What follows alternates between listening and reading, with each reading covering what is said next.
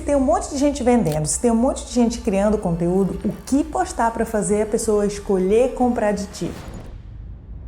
Algumas pessoas podem dizer humanizar o perfil, outras argumentar sobre gerar autoridade. Já adianto que não é nenhum e nem outro. E se tu pensasse, Sandy, mas eu já fiz tanta coisa, por que isso vai funcionar para mim agora? Seria o suficiente eu dizer que foi o que eu fiz sozinha para construir um negócio do zero, que me permitisse viver no Canadá e que me faz sentir como se eu estivesse vivendo no filme todos os dias? Talvez não fosse o suficiente, por isso que eu trouxe aqui para ti 2 cenários. Cenário número 1, tu vai ver esses 3 pontos que eu trouxe e caso tu já esteja implementando, tu sabe que é uma questão de tempo para tu começar a colher os resultados que gostaria. Cenário 2, se tu vê os 3 pontos, tu vai perceber qual que tu ainda não tá fazendo e agora vai descobrir o teu ponto de melhoria. Por isso eu quero te mostrar quais são os 3 pontos para tu trabalhar para a pessoa escolher comprar de ti. Mas antes, deixa eu me apresentar para quem é novo ou nova por aqui. Prazer, me chamo Sandy Moraes. O meu objetivo aqui no canal é fazer com que tu tenha o conteúdo gerador de lucro pro teu negócio, para fazer com que o motor da internet, o conteúdo, funcione ao teu favor. Sendo o primeiro ponto ligado a um fato que aconteceu, esses dias eu estava fazendo uma live de análise de post lá no meu perfil. Quem mais interagia, participava da live, eu escolhia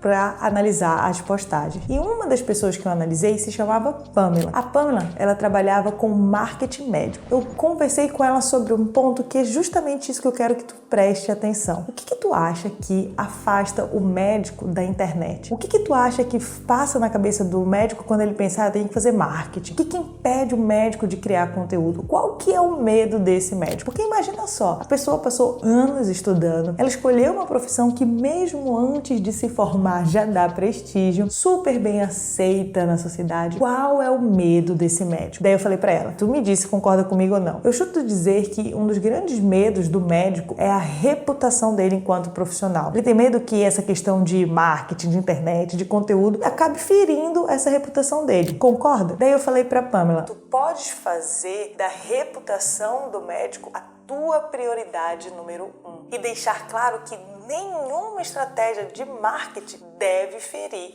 a reputação do médico. E por que eu falei isso para Pamela? Porque o que é a prioridade número 1 do cliente que tu quer atrair deve ser a tua prioridade também. E se tu começa a trazer essa prioridade, falar isso no teu conteúdo, a pessoa que tá vendo e recebendo aquela informação, ela fica, nossa, agora sim essa pessoa me entendeu. Ela sabe do que eu preciso. E aí sabe o que vai acontecendo? Tu começa a ganhar a mente, o coração e com o tempo o bolso do teu cliente. Por isso é importante tu alinhar o que é a prioridade do teu cliente e a tua. Mas daí vem outra pergunta, né? Como é que traz isso para o conteúdo? Como é que comunica isso no conteúdo? Esse é o momento que tu mostra que tu consegue fazer um marketing médico de forma ética, comprometida e eficiente. Daí, o que tu pode fazer? É pegar alguns exemplos e casos de cliente, de como que tu fizeste e mostrar como é que tu fez. Outro ponto é tu pegar estratégias que sim, vão ferir a reputação do médico, deixar isso claro, mostrar para ele o porquê vai ferir e mostrar o porquê tu não concorda, porque daí ele vai ver que vocês estão alinhados. Tudo isso para deixar claro que a reputação dele é a tua prioridade número 1. Esse ponto 1 do o que postar para a pessoa escolher comprar de ti, algumas pessoas chamam de posicionamento.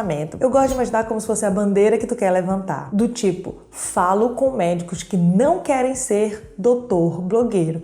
Esse é um dos pontos que faz a pessoa escolher comprar de ti. Por isso, anota aí, com quem tu quer falar? Qual bandeira tu vai levantar? Porque esse é um ponto 1 que sim ajuda a pessoa a escolher comprar de ti. Agora vamos pro ponto 2. Esse é importante tu fazer, mas é perigoso fazer da forma errada. Quando tu acerta, tu ganha muitos seguidores e muitos desses seguidores já chegam admirando o teu trabalho. Só que se tu ficar fazendo esse ponto da forma errada, tu vai cada vez mais afastando a venda. E esse ponto é fazer um conteúdo educacional, ou seja, ensinar as pessoas. Algumas pessoas até chamam de conteúdo de valor, só que eu acho essa expressão ainda mais perigosa. Isso porque eu chuto dizer que 90% das pessoas fazem um conteúdo educacional da forma errada e acabam caindo nessa seguinte armadilha que é: já que eu ensino algo, então meu conteúdo é bom. Caiu na armadilha, porque não necessariamente tu ensinar algo já faz o teu conteúdo ser bom, principalmente por uma questão de sociedade. social media, de rede social. Por isso que eu digo que, apesar de ensinar algo ser importante para o cliente confiar em ti, esse conteúdo não é para ter cara de artigo científico. Trouxe aqui para ti um exemplo prático para tu ver completamente essa diferença. Dia de terça-feira eu abro uma caixa nos stories que eu chamo de caixinha de título, onde as pessoas me mandam uma ideia de conteúdo e eu entrego um título de parar o feed. E daí eu recebi essa ideia aqui que eu quero te mostrar, ó. A importância de ter um hobby. Esse conteúdo aqui pode sim ser um conteúdo educacional, só que se ele vier pro feed com essa cara de a importância de ter um hobby, ele não vai ter engajamento, ele vai sofrer com toda a rejeição que ele vai receber. Por isso, eu sugeri a seguinte mudança, olha só, menos irritada, menos ansiosa, menos dispersa. Parece até remédio, mas é o poder de ter uma atividade manual na rotina. Primeiro eu desperto o interesse, depois eu vou ensinando para a pessoa. E tem um detalhe, mesmo enquanto tu tá ensinando ali para ela, tu precisa estar atento no que eu chamo de elementos de retenção, que são elementos que deixam a tua comunicação mais interessante e envolvente para manter a pessoa consumindo o teu conteúdo. Tanto que eu ensino isso dentro do meu treinamento, método conteúdo gerador de lucro, porque lá eu te ensino a atrair, engajar e vender. Inclusive, vou deixar o link aqui no primeiro comentário fixado para tu conhecer mais o método, certo? Aqui é ponto 2. Faça o conteúdo educacional, mas faça ele pulsante. Um erro que deixa um perfil estagnado lá no Instagram é quando a pessoa quer crescer e vender e tenta alcançar esses dois objetivos distintos em uma só postagem. Acaba que trava, porque cada post deve ter um objetivo. No post que é para crescer, vai ser esse objetivo. O post que vai ser para vender, vai ser esse objetivo. Tendo entendido isso, e já que a gente está falando dessa questão de o que postar para a pessoa escolher comprar de ti, eu trouxe aqui o ponto de fazer uma postagem de venda. Só que eu trouxe um exemplo para tu ver essa diferença de fazer da forma errada e da forma certa. Até para tu identificar se tu tá indo nesse caminho correto ali dessa postagem de venda. A ideia do conteúdo é: por que você deve contratar um guia em Paris? Eu já vi muito dessas postagens no Instagram. Por que você deve contratar um arquiteto? Por que você deve contratar um designer? Eu quero que tu entenda que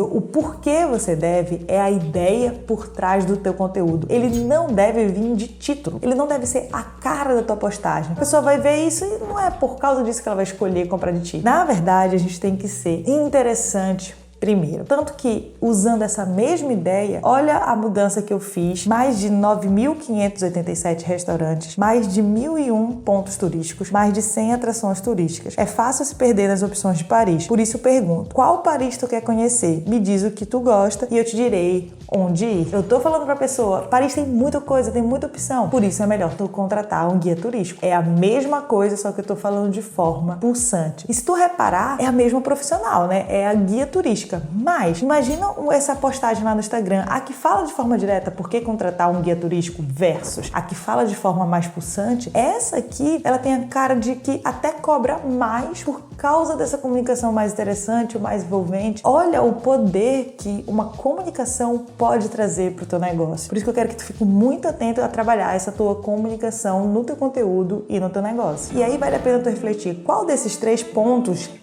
qual é a bandeira que tu quer levantar. Já tem isso definido? Tá comunicando isso? Tá fazendo um conteúdo educacional de forma pulsante? Tá fazendo post de venda com uma cara pulsante, uma comunicação pulsante? Esses 3 pontos são importantes para a pessoa escolher comprar de ti. Se tu quiser ter um conteúdo pulsante e mesclar isso com estratégias de venda, vou deixar o link do meu treinamento aqui embaixo para tu conhecer, porque é exatamente isso que eu vou te ensinar lá. Caso tenha ficado com alguma dúvida, tu pode também dizer aí nos comentários, porque ou eu respondo diretamente ou então eu faço um vídeo respondendo de forma mais profunda. E uma outra coisa, como tu já sabe, bora fazer, vamos vender e venda que segue. Te vejo no próximo vídeo.